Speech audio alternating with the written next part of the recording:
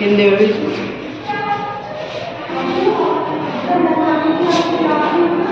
Reflection by spherical surface. Video start हो गई? ठीक है, अब सुनो सबसे पहले बात। ये कोई एक ऐसी पृष्ठ है, यानी एक ऐसी सरफेस है जो ज़रा से होता है स्फेरिकल। ठीक है, इसके एक तरफ है मीडियम 1, क्या है? माध्यम 1। यस, और दूसरी तरफ हो जाएगा मीडियम 2। ओके, तो यहाँ से ये गई प्रिंसिपल एक्सिस, मेन लाइन। ठीक है, इस वाले पॉइंट को मैंने नाम दे दिया P। क्या नाम दे दिया है? P।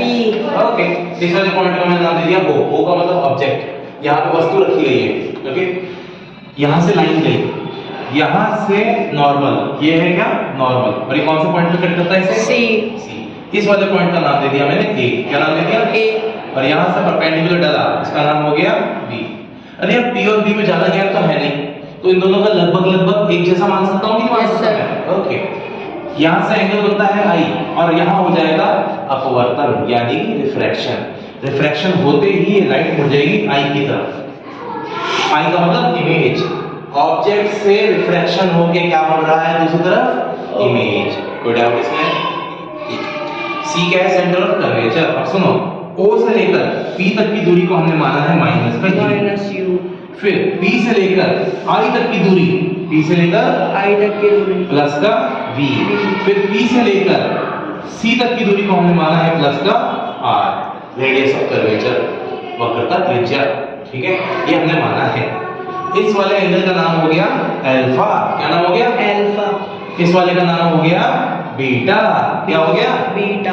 और इस वाले का वैसे हम रखते हैं गामा, और गामा को मारो गोली हमने रख दिया फाई। क्या रख दिया? फाई। क्योंकि आसान था भाई। यहाँ पे आई तो इधर क्या बनेगा? R। अब सुनो इसको समझने का तरीका, डायग्राम वाली बात के बाद। यहाँ पर पहले हमें निकालना है अल्फा का वैल्यू, दूसरा निकालना है हमें बीटा का वैल्यू, तीसरा निकालना है हमें फाई का वैल्यू, चौथा निकालेंगे हम I का वैल्यू, पांचवा निकालेंगे हम R का वैल्यू, और लास्ट में लगा देंगे स्नेल्स लॉ। और किसका नियम? स्नेल का नियम। यस, स्नेल का नियम लगा देंगे, और उसके बाद पूरी कैलकुलेशन हमारे हाथ से क्लियर हो जाएगी। यहाँ तक का डायग्राम और इसी समझ में आती है? Yes sir. ओके, ना अब इसके आगे की बात। इस डायग्राम को मैं मिटा दूं, ठीक है? नहीं, मिटाने की जरूरत नहीं, थोड़ा बहुत हेल्प चाहिए होगी इस डायग्राम की। ना अब देखते हैं कैसे इसको सॉल्व करेंगे। अल्फा, बीटा और फाई के निकालेंगे, तो निकालेंगे कैसे? कितने पोर्शन में हमारा काम हो जाएगा, यहाँ समझने की जरूरत है आप लोगों को, इसको ध्यान से देखिएगा। तो सबसे पहले अल्फा को देखने के लिए हम ट्रायंगल लेंगे। इसका एक कौन सा ट्रायंगल में मौजूद है? O A B। कौन सा ट्रायंगल हो गया? O A B। हाँ, तो पहला सर पेन ले सकते हैं? Triangle O A B। क्या बोला था बेटा? पेन ले सकते P नहीं, P को ट्रायंगल का पार्ट थोड़ी ना है, ठीक है? पर हम यहाँ से स्टार्ट करेंगे। देखो कैसे, यहाँ पे लिखूंगा मैं tan अल्फा। tan अल्फा होता है बेटा परपेंडिकुलर अपॉन बेस। क्या होता है? आधार बटे कर्ण। हाँ, आधार बटे लंब। वो उल्टी बोल के तू भी, लंब बटे आधार, उल्टा मरवाई बोलो। tan थीटा बराबर लंब बटे आधार। लंब कौन है भैया? AB है। कौन है? AB। आधार कौन है? OB है। तो यहाँ पर आएगा AB अपॉन OB। कौन है भैया? AB upon OB। अगर OB की बात की जाए तो OB और OP लगभग, तो यहाँ हियर OB लगभग समान है इसके OP के, ठीक है? तो उस कंडीशन में tan हट जाएगा और अल्फा का वैल्यू आएगा AB अपॉन OB, ठीक है? O से P तक की वैल्यू क्या है बच्चों? माइनस का U। तो अल्फा का वैल्यू क्या है बेटा आपका? AB अपॉन माइनस का U।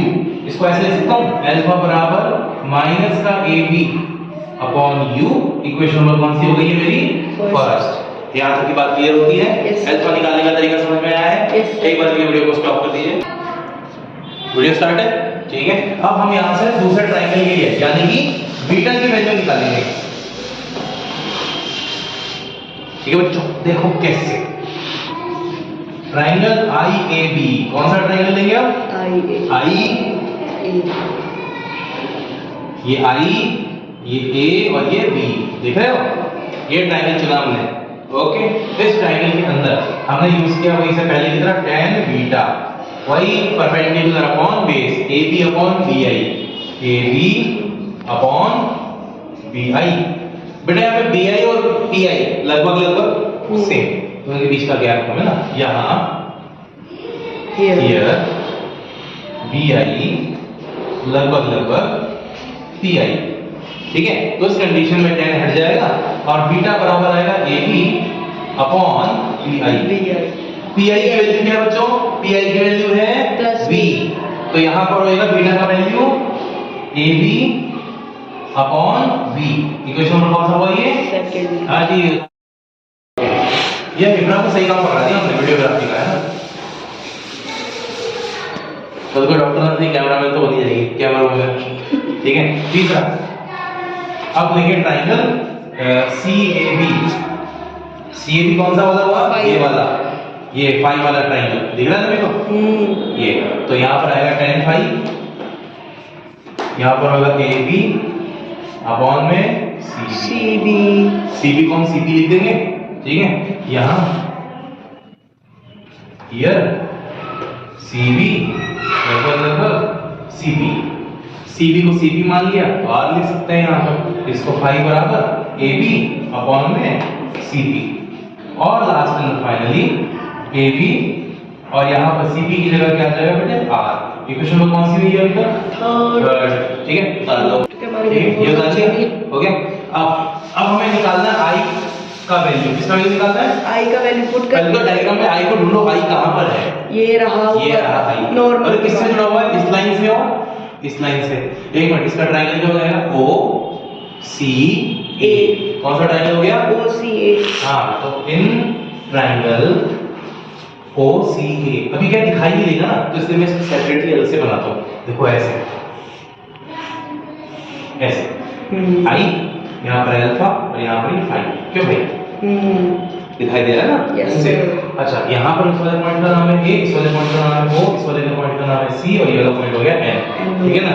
तो N तो नॉर्मल है यार, ये ट्रायंगल तो ऐसा दिखाई दे रहा है जैसे एक्सटीरियर एंगल सम, बहिष्कोण, अंदर के दो का बाहर वाले के बराबर होता है, याद है कुछ?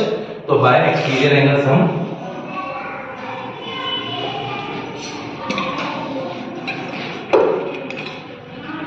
एक्सटीरियर एंगल सम की प्रॉपर्टी यूज करेंगे, तो जो I है इसके बराबर होगा बेटा अल्फा प्लस फाई के। इक्वेशन नंबर कौन सी हो गई आपकी? 4, ठीक है। ये चीज उधर अब निकाल लिया, I का वैल्यू किस फॉर्म में है? अल्फा और फाई के फॉर्म में। ऐसे ही अब हम R की वैल्यू भी निकालेंगे, ठीक है। अब क्लियर है? अब देखते हैं। तो पांचों पॉइंट जो एक ट्रायंगल है R वाला, R है कहां पर? यहां पर मौजूद है, देखो देखा। तो इसके लिए ये ट्रायंगल चुनना पड़ेगा तुम्हें, ACI। तो यहां पर इन ट्रायंगल ACI ले भाई, यहाँ थोड़ा सा ब्रॉड बना रहा हूँ ताकि ये सही से दिख सके, ठीक है। ये वाला पॉइंट A और ये वाला पॉइंट B। ये वाला हो गया बेटा आपका फाई, ये वाला हो गया आपका R, और ये हो गया आपका बीटा, उसी का उल्टा, ठीक है। तो यहाँ पर फाई का value by exterior some,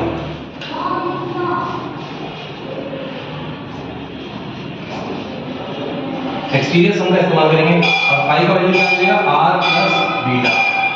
R का वैल्यू फाई माइनस बीटा। ये इक्वेशन नंबर कौन सी है अपनी? 5। अब जो हमारे पास कितनी इक्वेशन आ चुकी हैं? 5 इक्वेशन।